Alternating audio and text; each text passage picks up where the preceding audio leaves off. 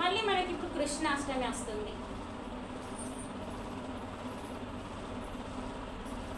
మరి ధ్యానం అంటే ఏం చేస్తుందంటే ఈ భూమి మీద మనం ఎప్పుడూ ఆమెకి బరువు కాదు.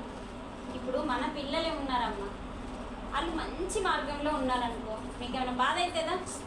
చెడు మార్గంలో ఉంటే అసలు ఎంత మనసు అంతా అల్లా కల్లోలం ఉంటుందా ఉండదా? మరి మనకొకటి ఈమెకొకట ఆలోచించాలి. మన పిల్లలు మంచిగా లేకుంటే మనకు అన్నం పోదు, నిద్ర పట్టదు, ఎంతో సతమతం అవుతూ ఉంటాం. పిల్లలు సెట్ కాలేదని, పెళ్ళి కాలేదని బాధపడుతూ ఉంటాం. ఆ బాధ తల్లికి కూడా ఉంది, మన భూమాతకు కూడా ఉంది. నా మీద అంటే ఆమె మీద నివసిస్తున్న ఆమె బిడ్డలకి గుణాలు బాగాలేవు, సక్రమంగా లేరు, సరైన గుణాలు లేవు. రాక్షస గుణాలతో, కోపంతో, ద్వేషంతో, అసూయతో బిడ్డలందరూ కూడా పాపం ఎక్కువ చేస్తుండ్రు. ఈ పాపము చేసి ఆ భారాన్ని మోయలేక, ఆ బాధని భరించలేక ఆమె ఏడుస్తూ భర్త దగ్గరికి వెళ్ళినప్పుడు ఇవన్నీ జన్మలు అవతారాలు వస్తున్నాడు. కృష్ణుడిలాగా, రాముడిలాగా, వీర బ్రహ్మంగారిలాగా, ఒక మన వామనలాగా, ఒక నరసింహలాగా అలా రావడానికి కారణం మానవుడే, కేవలం మానవుడే. మరి ఇదంతా మానవుని కోసమే జరుగుతుంది.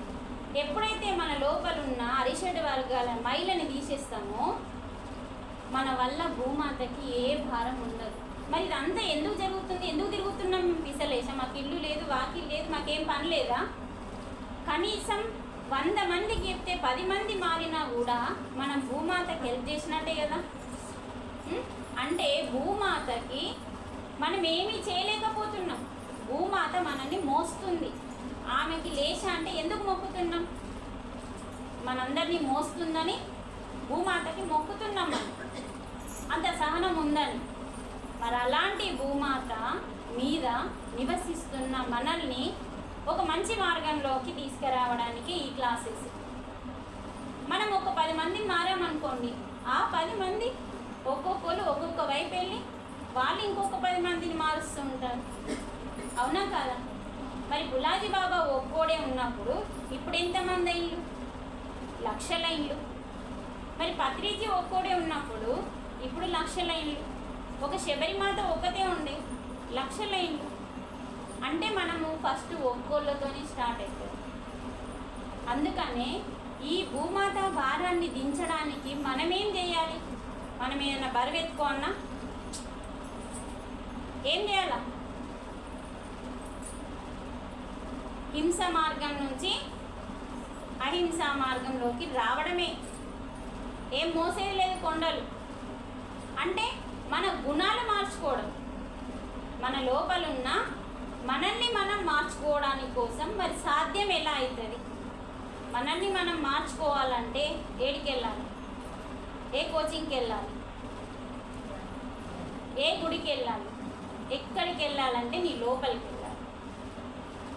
మొత్తం ఉన్న కోచింగ్ అంతా దేవుళ్ళందరూ నీ లోపల ఉన్నారు. మూలాధారం నుంచి నీ శరీరంలోనే 14 లోకాలు ఉన్నాయని చెప్పింది. నీ శరీరంలోనే ప్రతి అణువణువులో పరమాత్మ నివసిస్తున్నాడు. ఒక్కొక్క చోట ఒక్కొక్క దేవుడు ఉన్నాడని, అన్ని చక్రాలలో అందరూ ఉన్నారని. మరి ఇంకెక్కడికి వెళ్దాం? మనము మనస్సు విగ్రహం లేదు కదా, అందుకే విగ్రహం లేదు మనసుకి. విగ్రహము అనే పరమాత్మ రూపాన్ని కాదు, ప్రతిరూపం. పరమాత్మ యొక్క ప్రతిరూపాన్ని ఈ విగ్రహం రూపంలో మనం ఇంట్లో పెట్టుకొని మన మనస్సుని నిగ్రహం చేసుకోవడానికి విగ్రహం పూజ స్టార్ట్ అయిందమ్మా. అంటే మనస్సుని కుదుటపరచడం కోసం. మరి ఇంకా మీరు కుదుటపరచట్లేదు అనుకో, అక్కడ వేసే పాపాలు అక్కడ వేసి అక్కడ విట్టేసి ఇక్కడ పూజ చేస్తా అంటే వస్తుందా?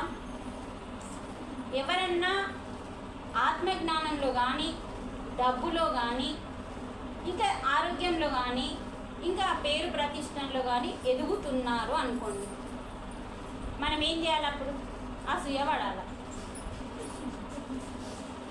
అప్పుడు మీరు వాళ్ళ వెంబడించాలి. మీరు ఎలా ఎదిగింది తెలుసుకోవాలి. తెలుసుకుంటే అది మనకు అవసరమా లేదా చూడాలి. అసూయ పడితే ఏం జరుగుతుంది? ఎదిగిన వాళ్ళకి నష్టమా నీకా? ఆ అసూయ అనే గుణం ఎవరిది? మనదా తల్లి? ఎవరిది?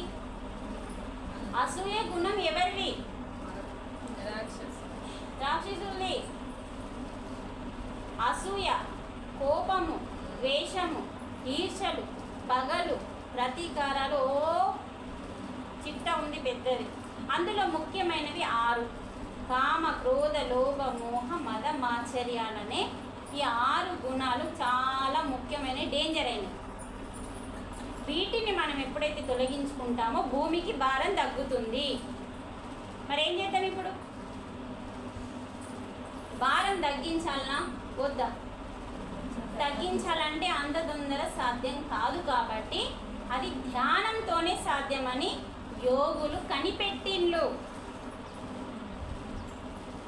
ఆ యోగులు కనిపెట్టి ఏం చేసిండ్రంటే, నువ్వెప్పుడైతే నీ హృదయం దగ్గరికి వెళ్తావు, నీ లోపల ఉంది హృదయం, బయట లేదు. బయట కళ్ళు ఉన్నాయి, చెవులు ఉన్నాయి, ముక్కు ఉంది, నోరుంది, కాళ్ళు ఉన్నాయి, చేతులు ఉన్నాయి, కానీ హృదయం లేదు. హృదయం అంటే ప్రేమ, మిత్రత్వం అంటే స్నేహితులు. అక్కడికి వెళ్ళాలి. అక్కడే ఆ పరమాత్మ ఉన్నాడు సూక్ష్మంగా.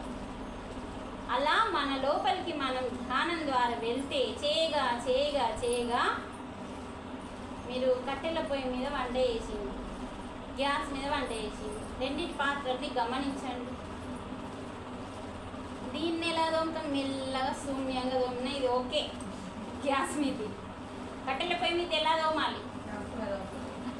ఓ ఇట్లా గంజి ఇట్లా పట్టాలి, ఇంత పిడిస కావాలి, ఇంత ఇటుక పొడో బూడిదనో ఏదో వేసి మన లోపల ఉన్న శక్తినంతా ఆ గంజి మీద రుద్దాలి.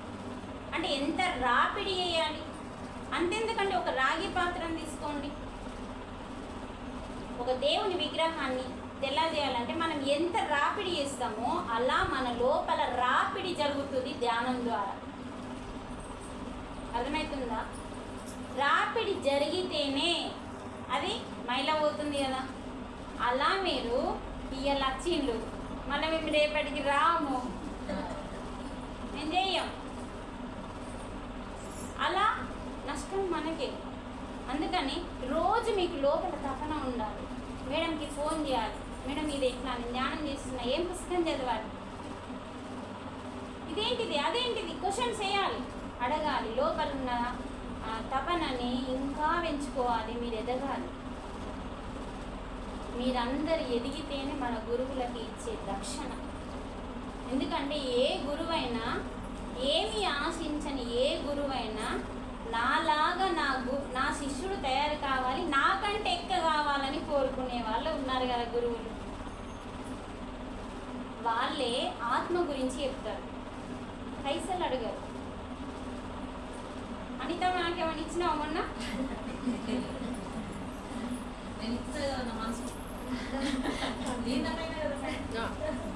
అంటే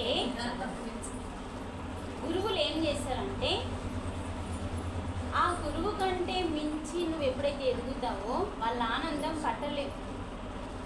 వాళ్ళే నిజమైన పుత్రులు అన్నట్టు. అంటే మీరు చెప్తారు కదా, కొడుకు పుడితే పున్నామ నరకం నుంచి రప్పిస్తారని. పుత్రుడు అంటే కడుపు నుంచి వచ్చినోడు కాదు.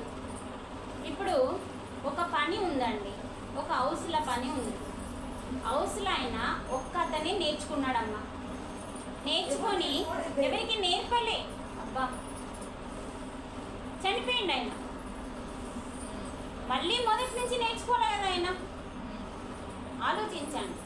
ఈ హౌస్లో ఆయన ఈయనలాగా కొందరిని తయారు చేస్తే, అప్పుడు ఈయనలాగా కొందరిని తయారు చేసినప్పుడు ఇది పున్నామ నరకం నుంచి తప్పించడం అంటే. అలాగే ఒక గురువు కూడా, జ్ఞానిగా ఉన్న ఒక గురువు జ్ఞానవంతులుగా శిష్యుల్ని మారిస్తే ఆ శిష్యులు నిజమైన పుత్రులు, జ్ఞానపుత్రులు. అలా తయారు చేసినప్పుడు ఈ గురువుకి పున్నామ నరకం అంటే మళ్ళీ జన్మెత్తే అవకాశం లేకుండా ఈ శిష్యుల ద్వారా పొందుతాడు. పున్నామ నరకం అంటే కడుపులో పుట్టిన కొడుకు ద్వారా పున్నామ నరకం రాదండి. అంటే పున్నామ నరకం నుంచి తప్పిస్తారనుకుంటారు. ఒరిజినల్ స్టోరీ ఇది. ఏదైతే నేర్చుకుంటామో అది మళ్ళీ ఎవరికైతే నేర్పమో అది మళ్ళీ మొదటి నుంచి నేర్చుకోవాలి. అందుకనే బుద్ధుడు ఏం చేసిండంటే, ఫస్ట్ ఏం చేసిండు బుద్ధుడు, అసలు మనిషికి దుఃఖం ఎందుకుంది ఎవరు అనుకుంటలేరు. కానీ బుద్ధుడు ఏం చేసిండంటే, బయటకు వచ్చిండు, రాజ్యం నుంచి బయటకు వచ్చినప్పుడు అన్ని విచిత్రాలు కనిపిస్తున్నాయి. అప్పటి వరకు రాలే, కొడుకు పుట్టిండు కానీ ఆయన ఎప్పుడు బయటకు రాలేదు గౌతమ బుద్ధునికి. మరి అప్పటి వరకు ఏమీ తెలియని బుద్ధునికి ఒక శవం కనబడ్డది. అంటే ఈయనకి యవ్వనమే తెలుసు కానీ ముసలితనం తెలియదు. ఒక ముసలైన కనబడ్డాడు, ఒక బిచ్చగాడు కనబడ్డాడు, ఒక కుష్టి రోగి కనబడ్డాడు. వీటన్నింటిని చూసి నివ్వెరపోయింది. ఇవన్నీ ఉంటాయా, ఈ దుఃఖం ఏంది? ఆ శవం ఒక ఆయన పండబెట్టి ఎందుకు ఏడుస్తున్నారు? పండబెట్టి ఏడుస్తలేరు మహారాజా, ఆయన చనిపోయిండు అని చెప్తాడు. ఈ ఏమంటారు, అదే రథం నడిపే అక్కడ సారథి ఏం తెలియదు అన్నట్టు అక్కడ బుద్ధుని. అప్పుడు తెలుసుకుంటాడు, అంటే మనిషికి ఇవన్నీ ఉన్నాయి కానీ నా తండ్రి నాకే తెలియనియలేదు. కనీసం ఒక్క తెల్ల వెంట్రుక కనిపించినా అలాని రాజ్యం నుంచి దూరం ఉంచేవాడు తండ్రి. ఎందుకంటే ఆయన ఉట్టకన్నా ముందు ఒక ఋషి వచ్చి చెప్తాడు, నీ కొడుకు మకుటం లేని మహారాజు అవుతాడు, లేదంటే ఒక యోగి, ఒక ఋషి అవుతాడు అని చెప్పి చెప్తాడు. ఋషి కావద్దని, యోగి కావద్దని తన తండ్రి రాజులకి రాజు, మహారాజు కావాలి అని ఈ ముసలి వాళ్ళని, దుఃఖాన్ని, ఇవన్నింటిని ఆయనకి దూరంగా ఉంచిండు. ఎప్పుడు సంతోషంగా ఉండేలాగా, యవ్వనంగా ఉండే వాళ్ళని అందుబాటులో ఉంచేవాడు. ముసలి వాళ్ళని కనిపించనీయకుండా, రోగస్తులని కనిపించకుండా, ఇవి అసలు లేవు అన్న ఉద్దేశంలో బతికిండు బుద్ధుడు. ఒకరోజు ఆయనకి లోపల తపన బయటకు వెళ్ళాలని, కొడుకు పుట్టిండు, అప్పటికి పెళ్ళైంది, కొడుకు పుట్టిండు. అప్పుడు బయటకు వెళ్తే ఇవన్నీ కనిపించిన తర్వాత అప్పుడు రాజ్యానికి రాలేడండి. చూడండి, ఆ మకుటం లేని మహారాజు ఎన్ని కష్టాలు పడ్డాడండి. మనిషికి దుఃఖం ఎందుకుంది అని కనుక్కోవడానికి ఆయనకి ఏం అవసరం, కానీ వెళ్ళిండు. మరి అటువంటి మహానుభావుడు సిద్ధార్థుడు 5 సంవత్సరాలు మొత్తం హిమాలయాలు తిరిగిండండి. అంటే ఎందరు గురువులు ఉంటే అందరి దగ్గరికి వెళ్తే ఎక్కడ ఆయనకి సరైన జ్ఞానం దొరకలేదు, 100% దొరకలేదు. అందరి దగ్గరికి వెళ్ళి అలసిపోయి ఒక చోట చెట్టు కింద అలసిపోయి కూర్చుంటే మన శ్వాస మనకి వినిపిస్తుంది. మీరు గమనించుకోండి, మీరు మెట్లెక్కిళ్ళు అనుకోండి, పోయా అంటే ఇట్లా గుల్లవాడ అంటే మనకి ఏం వినిపిస్తుంది? శ్వాస. అలా ఆయనకి శ్వాస మీద ధ్యాస పోయింది. ఆ శ్వాస ఇట్లా వస్తుంది పోతుంది, దాని మీదకి ఈయన ధ్యాస వెళ్ళిపోయింది. అలా ధ్యాసలోకి పూర్తిగా లోపలికి వెళ్ళిపోయి ఆయన ఒక మహాత్ముడు వెళ్ళిపోగానే గత జన్మలు చూసుకున్నాడు. వెళ్ళిపోగానే 3వ కన్ను ఓపెన్ అయింది.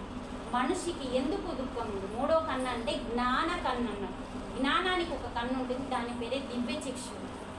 అలా అన్నీ ఒకటి తర్వాత ఒకటి ఓపెన్ కాగానే అప్పుడు తెలుసుకున్నాడు, మనిషికి ఇదంతా ఉండడం వల్లనే భూమికి భారం అవుతుంది, ఇదంతా మనం సెట్ చేయాలని చెప్పి బుద్ధుడు తన శిష్యులు ఎక్కడెక్కడ ఉన్నారు నా శిష్యులు అని చెప్పి అందరినీ వెతికిండు. 3వ కన్నుతో ఇక్కడ కూర్చున్న దగ్గర ఎక్కడెక్కడ ఉన్నారని చెప్పి వాళ్ళందరినీ పిలిపించుకొని అప్పుడు ప్రపంచం మొత్తం బయలుదేరింది.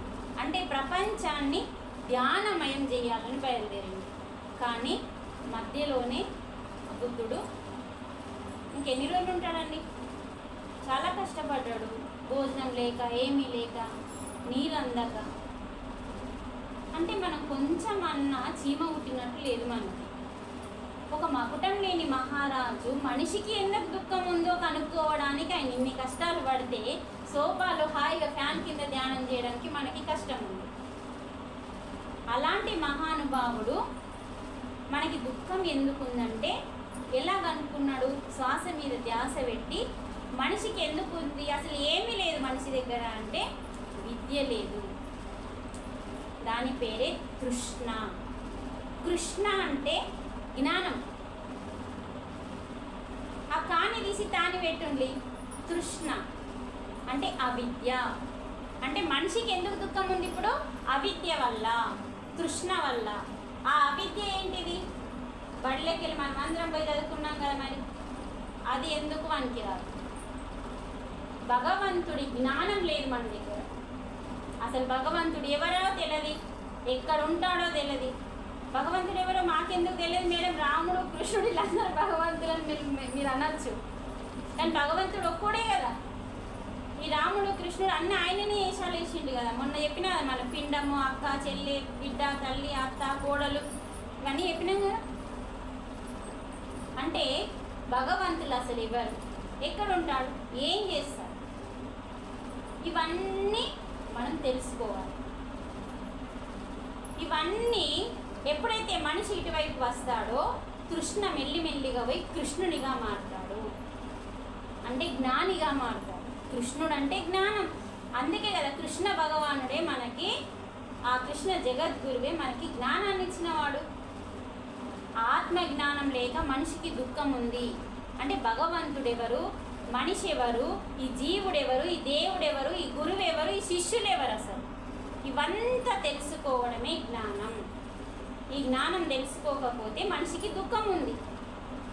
మరి ఇవన్నీ తెలిసినప్పుడు ఈ మన జీవితంలో జరిగే ఆటలు, పాటలు, పోటులు, రోగాలు, ఇవన్నీ ఏవైతే ఉన్నాయో అవమానాలు అన్నీ కూడా నేను తెచ్చుకున్నాయే అని ఎప్పుడైతే తెలుసుకుంటావో దుఃఖం ఉంటుందా? ఉండదు. దాని పేరే జ్ఞానం. ఇవన్నీ ఇప్పుడు మన ఇంట్లో ఏమన్నా జరగనమ్మా, నా జీవితంలో ఏం జరుగుతున్నా కూడా అవన్నీ నేను తెచ్చుకున్నాయే. నీ జీవితంలో ఏం జరుగుతున్నా కూడా నువ్వు తెచ్చుకున్నవన్న జ్ఞానం నీకెప్పుడు వస్తుందో అప్పుడు మనకి దుఃఖం అనేది ఉండదు. అలా మనం ఏం చేస్తామంటే ఆ వచ్చిన దాన్ని ఫస్ట్ యాక్సెప్ట్ చేస్తాం. ఓకే, ఇది నా జీవితంలో నేను చేసిన కర్మ వల్ల నాకు వచ్చింది అని మనం ఓకే చేసినప్పుడు అది సగం కర్మ తగ్గిపోతుంది. మనం ఓకే చేయం. ఓకే చేయక ఏం చేస్తాం? దాన్ని తిడతాం. ఆ ప్రాబ్లంని తిట్టినప్పుడు ఏమవుతుంది? దానికి బలం వస్తుంది, అది లావ్ అవుతుంది, అది పెద్దదవుతుంది, సమస్య పెరిగిపోతుంది. ఎప్పుడైతే ఏ సమస్యని, ఏ రోగాన్ని అయితే మనం తిట్టామో, ప్రేమిస్తామో, నా వల్లనే వచ్చింది, నా పొరపాటు వల్లనే వచ్చిందని మీరు ఎప్పుడైతే జ్ఞానం తెలుసుకొని దాన్ని ఇష్టపడతారో అది సగం వరకు తగ్గిపోతుంది. ఇంకా సగం ధ్యానంలో కూర్చొని అసలు ఎందుకు వచ్చింది దాన్ని మనం మొత్తం తెలుసుకోవచ్చు. కానీ సమయం ఎక్కియాలి, ప్రతిరోజు ఇవ్వాలి. ఇలా భగవంతుని వైపు మెల్లిగా రమ్మన్నాడు బుద్ధుడు. అలా మొత్తం ప్రపంచమంతా చేయాలనుకున్న బుద్ధుడు కొంచెం వరకు చేసి మిగతాదంతా భార్యకి అప్పగిస్తే భార్య కొంచెం చేసింది, తల్లి కొంచెం చేసింది, కానీ మొత్తం కాలేదు అని చెప్పి ఆయన దగ్గర ఒక శిష్యుడు ఉంటాడు, ఆనందుడు. ఆనందుడు అనే ఒక శిష్యుడు ఉంటాడు.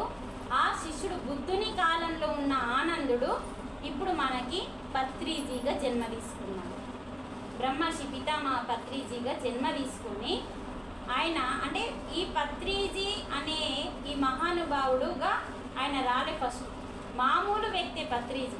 కానీ పత్రిజీ ఎప్పుడైతే తన శరీరాన్ని వదిలిపెట్టేస్తాడో అప్పుడు ఆ యొక్క ఆనందుని యొక్క ఆత్మ ఈ పత్రిజీ శరీరం లోపలికి వచ్చింది.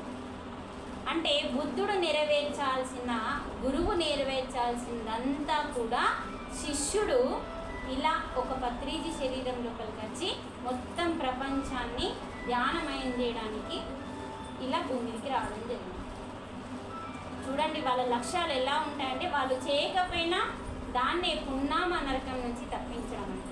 బుద్ధునితో మొత్తం కాలేదు అనుకున్నాడు, తర్వాత శిష్యుని పంపించాడు. శిష్యుడు కొన్ని లక్షల మందిని చేసి ఆ లక్షల మంది ఏం చేస్తున్నారంటే మొత్తం తిరుగుతూ అందులో నేను ఉంటాను, తర్వాత మీరు ఇంకొకళ్ళు అవుతారు. అంటే ఫస్ట్ మనకి మొట్టమొదటి పుష్పము అహింసో పరమో ధర్మం. ఫస్ట్ మనం బాధ పెట్టుడు మానేయాలి. ఒకవేళ వాళ్ళు అక్కడి నుంచి మనకు వస్తాయి, మనం తీసుకోకుండా మౌనంగా ఉండాలి. తర్వాత మనకి ఇలా 8 పుష్పాలు ఉన్నాయని మనం మొన్నటి క్లాస్లో తెలుసుకున్నాం. అహింస అంటే అర్థమైంది, మనల్ని మనం బాధ పెట్టుకోవద్దు, హింసించుకోవద్దు, తర్వాత వేరే వాళ్ళని ఓకే. తర్వాత మన ఇంద్రియాలు ఉన్నాయమ్మ బయట, కళ్ళు, ముక్కు, చెవులు, కాళ్ళు, చేతులు, జనం, ఇలా మనకి ఇంద్రియాలన్నీ మన ఆధీనంలో ఉండాలి. ఫోన్ రాగానే ఏమైంది, మీ అందరి చెవులు అటుపోయినాయి, పోవద్దు. పోతే ఏమన్నట్టు మీ ఆధీనంలో లేను. మీ ఆధీనం అంటే ఆత్మ ఆధీనంలో ఉండాలి, కానీ మనస్సు ఆధీనంలో ఉన్నాయి. ఎవరైనా రాగానే ఇటు ఇంత మంచి క్లాస్ ఉండగా ఎవరైనా నచ్చింది అనుకోండి, ఏం చెప్తే తలకాయ అటు పోతుంది. ఇంద్రియ నిగ్రహం లేదు. ఇంద్రియ యొక్క నిగ్రహం ఏమిటి మీద ఉన్నదో దాని మీదనే ఉండాలి, ఇంద్రియ నిగ్రహం. మూడవది దయ, అంటే మూగ జీవుల మీద, అన్ని జీవుల మీద దయదల్చాలి. కరుణ, ప్రేమ, సత్యము, ధర్మము, ధ్యానం, ఇవన్నీ పుష్పాలే. సత్యం అంటే ఏంటిది? నువ్వెవరో తెలుసుకోవడం, అబద్ధాలు ఆడకపోవడం అని మీరు అంటారు. అంటే నిజం మాట్లాడడం. నిజం మాట్లాడడం అంటే, నిజము అంటే ఎప్పటికీ ఉండేది. అది ఎవరు అంటే ఆత్మ, అంటే నువ్వే. ఈ శరీరం, ఇప్పుడు నేను ఒక చీర కట్టుకొని వచ్చింది, శరీరాన్ని కప్పుకోవడానికి ఇది ఒక చీర, ఆత్మని కప్పుకోవడానికి ఇది ఒక శరీరం అన్నట్టు. అర్థమైందా? ఆత్మ కూడా పైనుంచి కిందికి రావాలంటే, ఇప్పుడు నేను మా ఇంటి 4 గోడల మధ్య నుంచి, మా ఇంటి నుంచి నేను మీ ఇంటికి రావాలి, అర్థమవుతుందా? అంటే బట్టలు ఉండాలి కదా. శరీరానికి ఏం బట్టలు లేవనుకోండి, 4 గోడల మధ్య నుంచి బయటకు వస్తామా? బాత్రూమ్నే తీసుకుందాం ఎగ్జాంపుల్. అలాగే మనం ఎలా మన ఇంటి నుంచి బట్టలు లేకుండా బయటకి రాలేమో, ఆత్మకి శరీరం లేకుండా ఉన్నత లోకాల నుంచి భూలోకానికి రాదు. అలా ఈ శరీరాన్ని దొడుక్కొని ఈ జన్మకి, ఆత్మకి ఈ శరీరం ఉపయోగపడుతుంది. అందుకే ఈ శరీరాన్ని మనం రక్షించాలి. ఆత్మ జ్ఞానం పొందేంత వరకు, ఒక కృష్ణుడిలాగా అయ్యేంత వరకు మనకి శరీరం ఉపయోగపడాలి. కానీ కొందరికి ఏమో యవ్వనంలో దొరుకుతుంది, కొందరికి ముసలితనంలో దొరుకుతుంది, కొందరికి చిన్న పిల్లలుగా ఉన్నప్పుడు దొరుకుతుంది. అది మన గత జన్మ సుకృతం. మనకి ఎంత తొందర దొరికితే అంత మంచిది. దొరికినప్పుడే మనం పట్టుకోలేదనుకో, జారిపోయిందనుకో, ఇంకా క్షమించలేని పని అని. మనకు అన్నీ తెలుసు, తెలియనప్పుడు దొరికింది, పట్టుకోవాలి గట్టిగా. పట్టుకోకుండా జార విడిచినామనుకోండి, ఇంకా మళ్ళీ మీకు ఇవ్వడానికి పరమాత్మ సిద్ధంగా ఉండడు. ఒకసారి ఇచ్చేస్తాడు. మనం కూడా అంతే కదా, బిడ్డలకు ఒకసారి ఛాన్స్ ఇస్తాం. అంటే ఏదైనా బిజినెస్ చేయడానికి డబ్బులు ఇస్తాం, అది ఫెయిల్ అయింది అనుకో, మళ్ళీ ఇస్తారా? అప్పుడు ఏమంటాం? సేమ్ మన ఇంట్లో ఏ భాగవతమో భగవంతుని దగ్గర కూడా అదే భాగవతం ఉంటుంది. అందుకమ్మ ధ్యానం ఏం చేస్తుందంటే, మన అంతరంగంలో ఉన్న మైల చెత్తని కడిగేస్తుంది. ఆ చీపురు ఎలా ఇల్లుని శుభ్రం చేస్తుందో, మన శ్వాస మన లోపల ఉన్నదంతా శుభ్రం చేస్తుంది. ఇప్పుడు చాలా పెద్ద ఉందనుకోండి, ఒక్క రోజులో శుభ్రం చేస్తామా? కొంచెం కష్టం కదా బాడీకి. మళ్ళీ బాడీని కూడా కష్టపెట్టాలి. రోజు కొంచెం ఎలా శుభ్రం చేస్తే మొత్తము కొన్ని వారం రోజులు, నెల రోజులు పట్టిందనుకోండి. అలాగే మనం కూడా రోజు కొంచెం ధ్యానం చేస్తే మన అంతరంగము శుద్ధి అయిపోతుంది. అలా శుద్ధి అయిన అంతరంగం నుంచి మనకన్నీ ఎప్పుడైతే మనం ధ్యానం చేస్తామో, ఆ ధ్యానం ద్వారా మనకి ఏమవుతుందంటే, మనకి శక్తులు వస్తాయి. జ్ఞానశక్తి, ఇచ్ఛాశక్తి, సంకల్ప శక్తి, ఇలాంటి శక్తులన్నీ, వాక్ శక్తి, ఇలాంటివన్నీ వస్తూ ఉంటాయి. మన లోపల ఎప్పుడైతే అమ్మ శక్తి ఉండదనుకోండి, మెల్లిమెల్లిగా రోగాలు వస్తాయి. అంటే ఇప్పుడు ఈ అమ్మ వాళ్ళ ఇంట్లో మనం ఒక చెట్టునే తీసుకుందాం, ఒక వృక్షం ఉందమ్మా, అది ఆరోగ్యంగా ఉందని ఎలా చెప్తాం మనం? చెప్తామా లేదా? చెప్పగలుగుతామా లేదా? ఎలా చెప్పగలుగుతాం? బయట ఉన్న చెట్టుని చూసి, బయట ఉన్న కొమ్మల్ని, ఆకుల్ని, అది ఆరోగ్యంగా ఉందా లేదా చెప్పచ్చా లేదా? చెప్పచ్చు. అంటే అది ఆరోగ్యంగా ఉంది అంటే కారణం ఎక్కడుంది?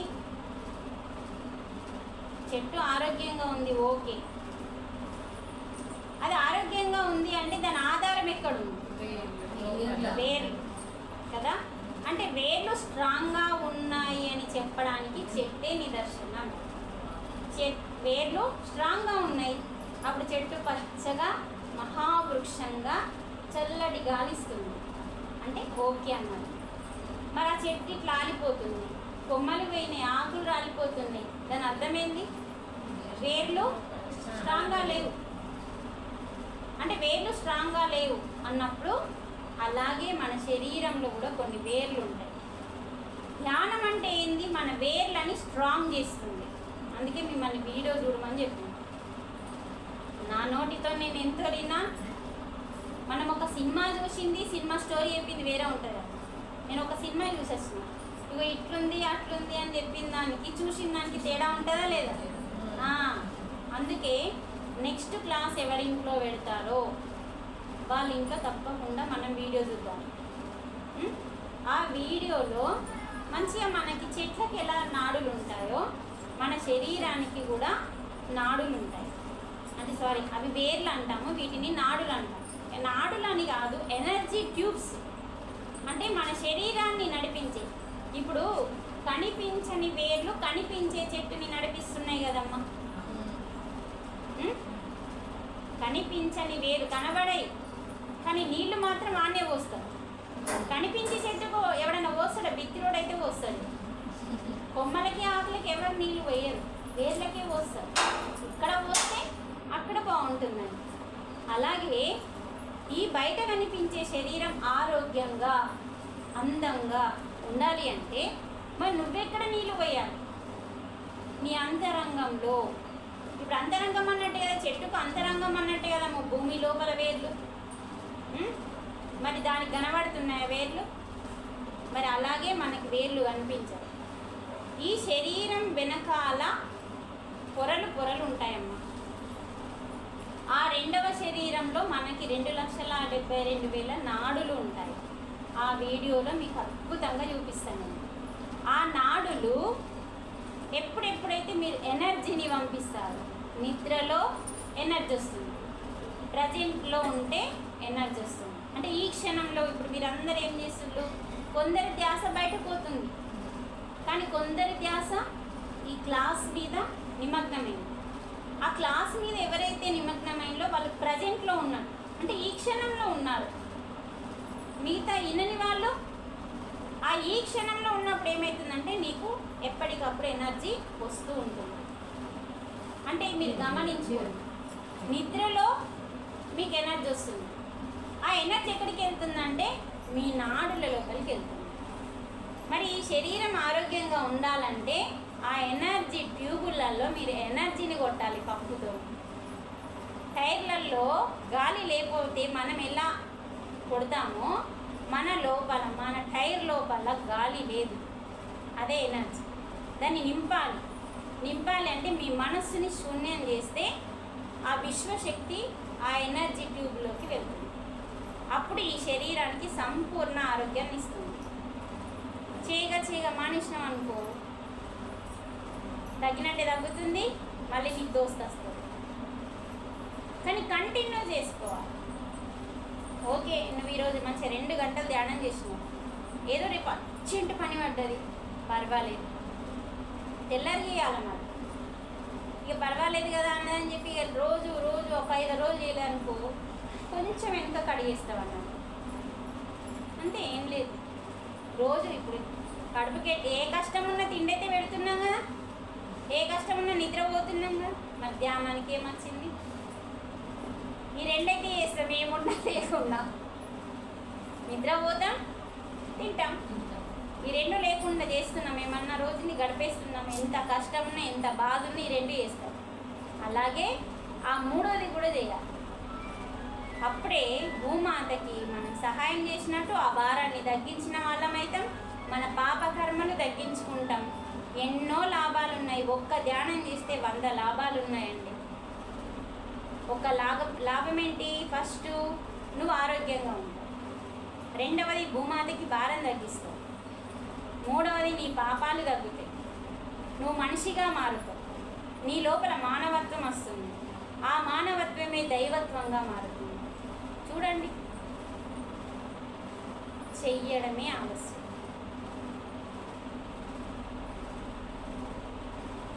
ఇలా మనం భూమాత భారాన్ని తగ్గించడానికే భగవద్గీత వచ్చింది మనం.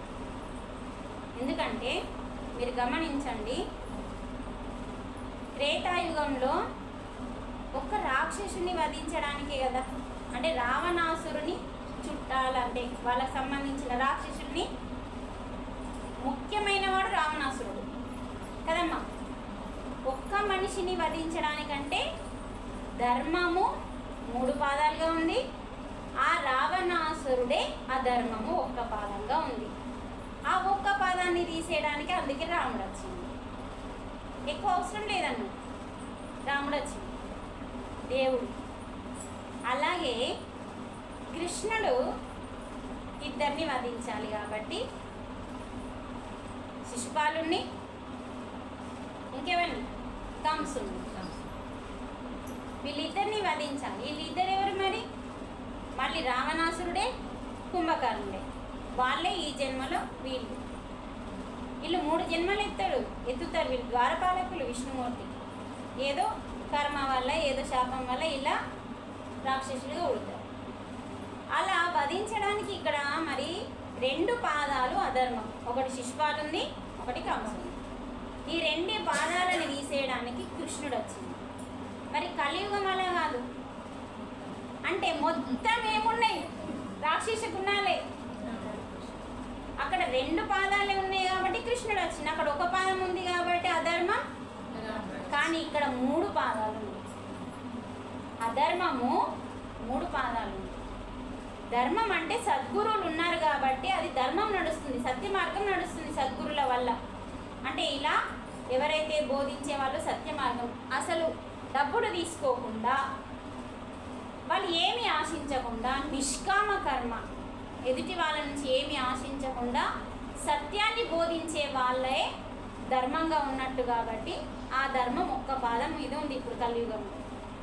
వాళ్ళ వల్లనే ఈ 3 పాదాల అధర్మాన్ని నశింపజేయాలి. అంటే పైన జరిగిన చర్చ ఏంటంటే, భగవద్గీత భూమి మీదకి రాకన్నా ముందు మనకి మరి మనము ఒక్కోడు ఉంటే ఓకే, రావణాసురుని చంపేసినాం, వీళ్ళిద్దరు ఉంటే ఓకే, ఇద్దరిని చంపేసినాం, మరి ఇక్కడ కలియుగంలో ఎంతమందిని చంపేద్దాం అని చెప్పి మనుషుల్ని కాదు చంపాల్సింది, మనిషిలో ఉన్న రాక్షస గుణాలని అంతం చేయాలి అని చెప్పి మనకి జ్ఞానాన్ని పంచడానికి, అంటే జ్ఞానం ద్వారా రాక్షస గుణాలని తొలగించి మనిషిని మనిషిగా మార్చి, మానవత్వం ఉన్న మనిషిగా మార్చి మాధవుని చేయడానికే భగవద్గీత ఈ భూలోకానికి వచ్చింది. మరి ఏ ఇంట్లో భగవద్గీత లేకపోయినా మనం మనుషులం కాదు. ఉంటే కూడా లాభం లేదు, చదివితే కూడా లాభం లేదు, మళ్ళీ ఆచరిస్తే. చూడండి, రోజు ఒకటే అవసరం లేదు. ఈరోజు శ్లోకం నేర్చుకో, రేపు దాని అంతరార్థం నేర్చుకో, ఎల్లుండి ఆచరించు. అంటే 1 శ్లోకాన్ని కనీసం వారం రోజులన్నా పట్టుకో. మీరు 1 శ్లోకాన్ని పాటించినమ్మా మీ లోపల చాలా మార్పు వచ్చేస్తుంది. అలా ఉంటుంది ఒక్కొక్క శ్లోకం. ఒక శ్లోకం గురించి తెలుసుకుందామా? బ్రేక్ తర్వాత ఫస్ట్ మీరు ధ్యానం చేయాలి. బ్రేక్ అంటే మిమ్మల్ని బయటకు పంపించు కాదు. నీళ్ళు ఎవరన్నా కొంచెం హెల్ప్ చేయండి. మీరు అక్కడనే, మీరు ఈ వయసులో ఉన్న వాళ్ళు ఏం చేస్తారు, ఇస్తారు మీకు, వాళ్ళకి ఇవ్వండి.